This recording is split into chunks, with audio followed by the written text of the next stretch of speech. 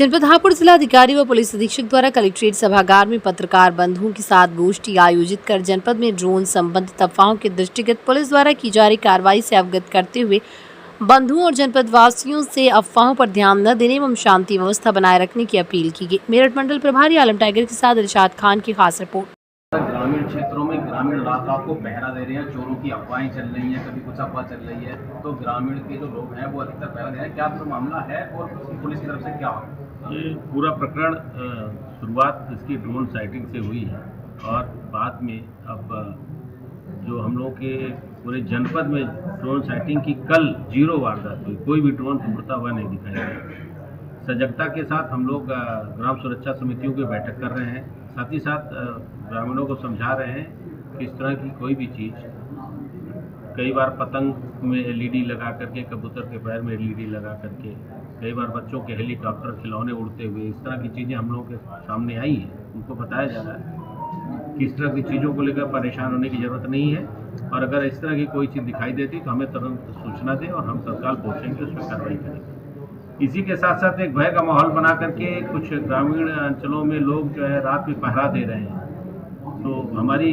ग्राम सुरक्षा समितियों के साथ बैठक हो रही है और हम लोग खुद ग्राम सुरक्षा समितियां इसीलिए बनाई गई थी कि वो गांव में पहरा दें, लेकिन उसमें मॉब बना करके किसी निर्दोष व्यक्ति के साथ अगर कोई दुर्व्यवहार करता है तो उसके विरुद्ध दंडात्मक कार्रवाई की जाएगी। साथ ही साथ हम अपने ग्रामीण प्रत्येक गांव में जो हमारे चौकीदार हैं उनकी सहायता से भी हम लोग अपने संदेश को भेज रहे हैं, हम लोग पंपलेट बांट रहे हैं, साथ ही साथ सोशल मीडिया पर हम लोग प्रचार और प्रसार कर रहे हैं। लोगों को जागरूक किया जा रहा है कि इस तरह का कोई भी कानून व्यवस्था की स्थिति अपने हाथ में न लें, साथ ही साथ पुलिस का सहयोग करें और कोई भी सूचना होती पुलिस को बताएं। हमारी PRVS की गाड़ियाँ और हमारी जो लेपर्ड मोबाइल हैं, साथ ही साथ हमारी जो थाने की गाड़ी है, हर थाने में करीब 2-2 गाड़ियाँ हैं, तो तत्काल मौके पे पहुँचेंगी और उनको मदद करेंगी। सर, गाँव के जो है वो खराब करने में सबसे ज़्यादा सोशल मीडिया का सहारा लिया जा रहा है और सोशल मीडिया पर जो है वो इधर की जो सोशल मीडिया पर हम लोगों की नज़र है और 1-2 ऐसे केसेज हैं जिसकी एनालिसिस कर रहे हैं कि कहाँ से इसको फैलाया जा रहा है। कोई भी व्यक्ति होगा उसके जड़ तक हम लोग पहुँच करके पूरे नेक्सस को हम लोग तोड़ेंगे और उनके विरुद्ध दंडात्मक कार्रवाई करेंगे। चल रही है तो क्या पूरा मामला और प्रशासन की तरफ से जो है वो क्या करें? देखिए, पिछले 20-25 दिन से पश्चिमी उत्तर प्रदेश में और हमारे जनपद में विशेषकर गढ़मुक्तेश्वर क्षेत्र से ड्रोन साइटिंग्स की अफवाहें और कुछ ड्रोन साइटिंग्स रिपोर्ट की गई हैं। इसकी वजह से जो हमारे गंगा के तटवर्ती क्षेत्र हैं वहाँ पर ग्रामवासियों में कभी-कभी भय का माहौल व्याप्त हो जाता है। प्रत्येक साइटिंग या फिर प्रत्येक सूचना पर तत्काल जो पुलिस प्रशासन है उसके द्वारा रिएक्ट किया जाता है, मौके पर पहुंचते हैं और अधिकांश प्रकरणों में ये मिथ्या साबित होती है। पुलिस द्वारा कार्रवाई करते हुए कुछ अवांछनीय तत्वों को पकड़ा भी गया है, जिनके द्वारा बच्चों के खिलौने या फिर कबूतर के पैर में LED बांधकर उसको उड़ाकर भय व्याप्त करने की एक कुछ प्रयास की जानकारी सामने आई है। कॉन्फिडेंस बिल्डिंग मेजर के लिए हमने ग्राम स्तर पर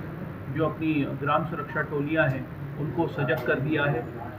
थाने और चौकी स्तर पे चौकीदारों के साथ बैठक की गई है और हम और कप्तान साहब भी बहुत जल्द जनपद के समस्त चौकीदारों के साथ बैठक करके उन्हें इस चीज़ के प्रति सेंसिटाइज करेंगे ताकि गांव में कॉन्फिडेंस बिल्डिंग की कार्रवाई की जा सके और ज़्यादा प्रोएक्टिव अप्रोच रखते हुए आज हमने धारा 163 के अंतर्गत ड्रोन उड़ाने को लेकर निषेधाज्ञा जारी की है। इसके अंतर्गत जनपद में किसी भी प्रकार के ड्रोन संचालन से पूर्व सक्षम स्तर से अनुमति लेना अनिवार्य कर दिया गया है और सोशल मीडिया, व्हाट्सएप ग्रुप आदि के माध्यम से ड्रोन के संबंध में अफवाह फैलाने वालों के विरुद्ध भी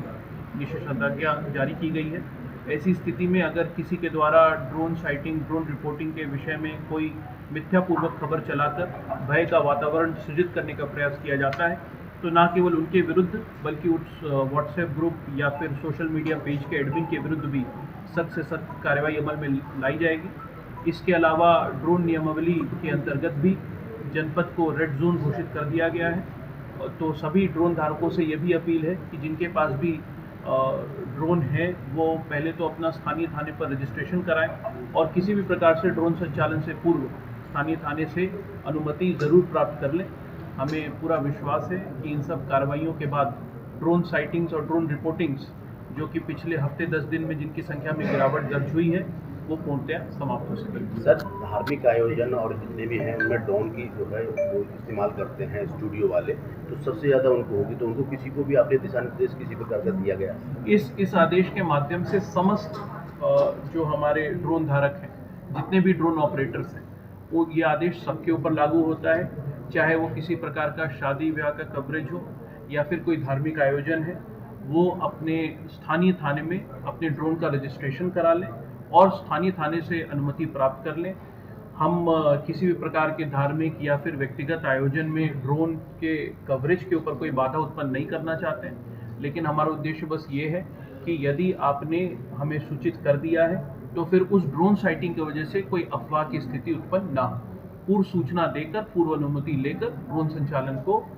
हम अनुमति देंगे। सर, जो लोग पिटाई कर रहे हैं पब्लिक, उनके खिलाफ क्या कार्रवाई की? देखिए, जो आज हम यहाँ पे प्रेस वार्ता कर रहे हैं उसका मुख्य उद्देश्य यही है कि अफवाहबाजों और असामाजिक तत्वों द्वारा अफवाह का माहौल फैलाकर किसी निर्दोष व्यक्ति या फिर किसी भी आम जन को के विरुद्ध मॉब आधारित कोई कार्रवाई ना हो। इस मामले में शासन स्तर से स्पष्ट निर्देश हैं और पुलिस प्रशासन का भी मंतव्य इस बारे में स्पष्ट है कि यदि अफवाह का बाजार गर्म करके किसी निर्दोष व्यक्ति को हानि पहुंचाने का कोई भी प्रयास किया गया तो हम उनके विरुद्ध कठोरतम कार्रवाई करेंगे और कड़ी से कड़ी धाराएं लगाकर ये सुनिश्चित करेंगे कि भय के वातावरण का लाभ उठाकर किसी निर्दोष का किसी प्रकार से उत्पीड़न ना किया जाए। पूर्व में भी जहाँ पे इस प्रकार की घटनाएं अगर